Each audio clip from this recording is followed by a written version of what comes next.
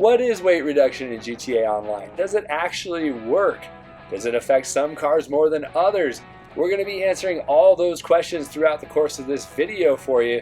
And I've got a little bit of an idea of how we're going to do this on the screen there, but I want to highlight a couple of things. The specific testing order and the lap limits for each car, they're all designed to try to reduce bias as much as possible.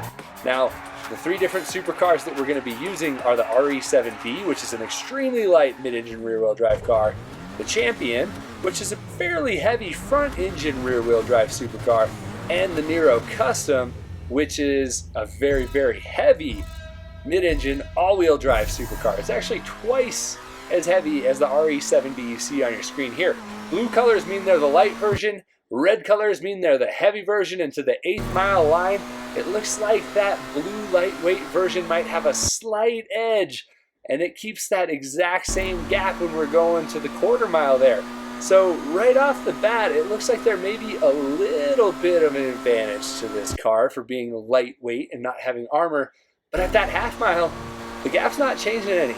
And in fact, it's going to stay the same all the way down to the 1 mile line.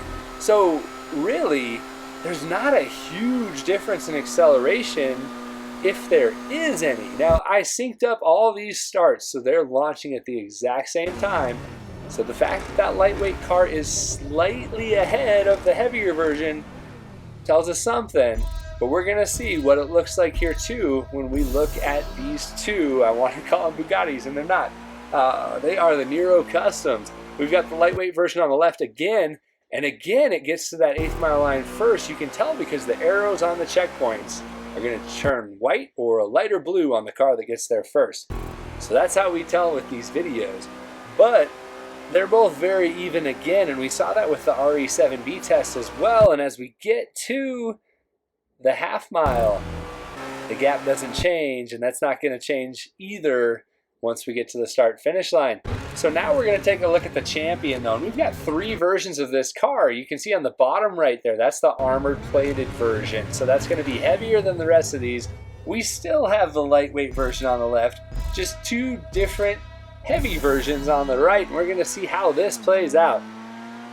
Regular, car knowledge will tell you the car on the left will be faster, but what you'll actually see here is that these cars are unbelievably even, and the armored plating version is even exact with the lightweight car in these recordings. And then the 100% armor version up on the top right there is not that far off either. So what we can kind of deduce from this, as we see what it looks like all the way at the end of that mile line too, is that there really is no measurable difference in acceleration. And even if you take these differences in times, those can be thrown off based on stuff like the Rockstar editor having a couple of frozen frames, which happens all the time.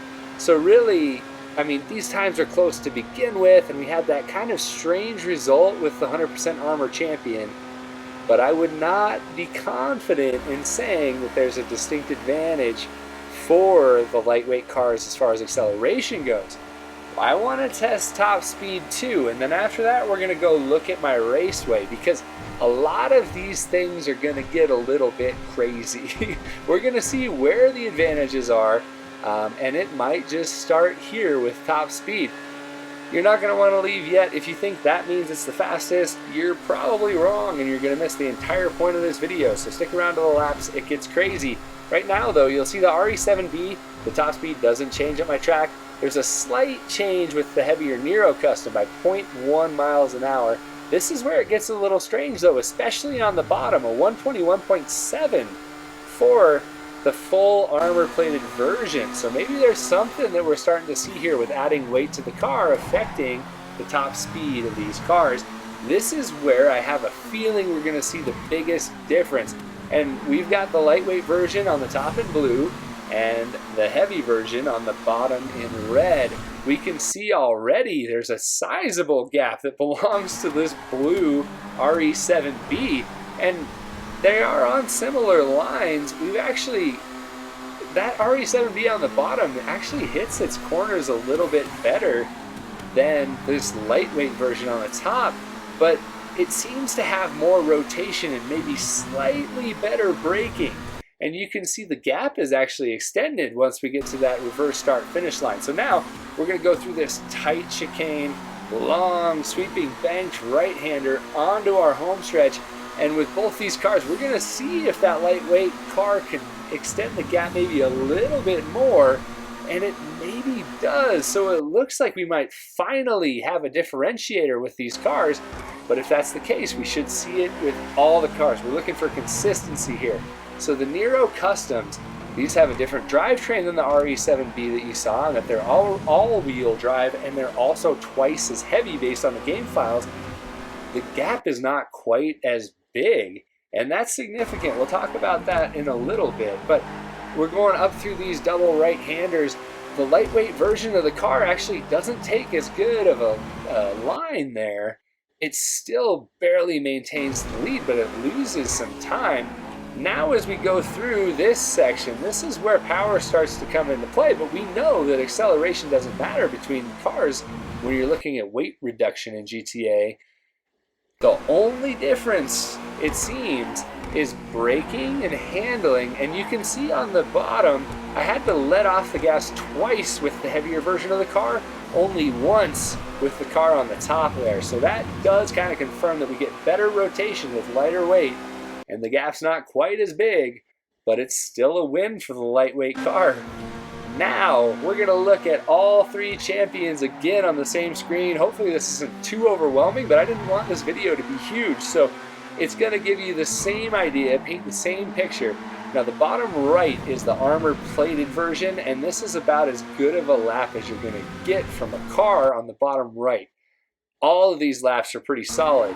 Just keep that in mind as we're watching, and as I'm pausing at these different checkpoints, look at how they all are separated. When you come here, they're actually kind of tied when you look at the first two, but they're separated really well based on the lightweight car is slightly ahead for the most part. The heavy car, or the 100% armor car, is behind that, and then just behind that is this heavy armor version. So there definitely seems to be something here with the handling for these cars, and as we come around and we go down that home stretch, we're going to see what the gap is once we hit the start and finish line, because that last section can really separate cars that handle well and hurt cars that understeer a bit. And that's that same progression. You've got first, second, third based on what you would think would be the weight in the game. So even though we didn't have any difference in acceleration and barely any difference in top speed, we started to see some variation with those lap times, which is important. And with the RE7B and Nero Custom times you're seeing there, the Nero Custom is twice as heavy as the RE7B, and the gap between the cars is half as much. So that also tells us that it's very likely the armor that you can purchase for all cars is actually a set amount, because you get more of a benefit, it seems, from these lighter weight cars. And it also looks like, even though there's a small gap between the 100% armor champion and the lightweight champion, the armor plated champion has a really sizable gap at half a second. So that kind of confirms that the armored plating does slow it down a little bit, but it doesn't affect it when it comes to acceleration. It barely affects it when it comes to top speed, and it gives it an extra half second on my test track that you see here. Now, a half second in racing is significant, but I also have to say this. I found myself, especially with the Champion, trying to find ways to make the lightweight car faster around my track. Now, I know that doesn't sound great, but it just kind of happens. It feels like it should be faster, so you try to make it faster. The problem, if you don't armor your car and it ends up looking like this, you're not going to win many races. So I wouldn't go that route. What I would do is stick to the 100% armor, lay off the armored plating a little bit, because, you know, it does tend to slow the car down based on what we've seen, and just have fun racing. If you don't have armor, you're going to get taken out. It's not going to be fun. If you have armor, it helps you out a lot. That's the main thing to take away from this video here. Thanks so much for joining. I hope you enjoyed the video, and I'd love to hear in the comments what you think. If you're not already and you've made it this far, don't forget to subscribe to the channel, and I hope to see you next time.